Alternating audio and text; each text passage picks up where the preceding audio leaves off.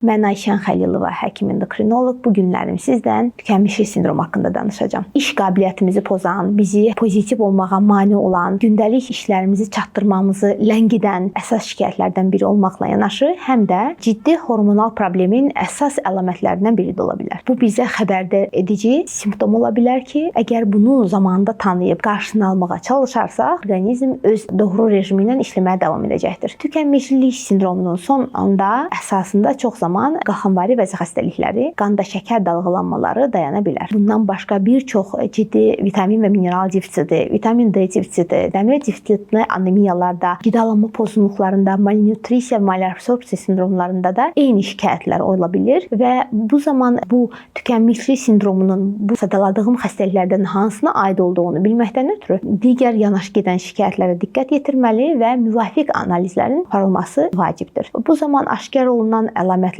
pasientin nəinki tez özünü toparlamasına, həm də həyat keyfiyyətinin yaxşılaşmasına, iş əmək produktivliyinin yüksəlməsinə, kreativliyin artmasına, diqqət və konsentrasiyasını toplamağa yardımcı olacaqdır. Yuxu ritminin normallaşması və ən əsas da yatıb durandan sonra tam ayıq, tam pozitiv şəkildə ayağa qalxması və günə başlamasına səbəb olacaqdır. Ona görə də tükənmişlik sindromu varınızdırsa bunu göz ardı etməyin. Bəlkə də altında daha ciddi bir problem vardır. Orqanizmin səsini dinləməyi və zamanında müayinədən keçməyi unutmayın. Özünüzə yaxşı baxın.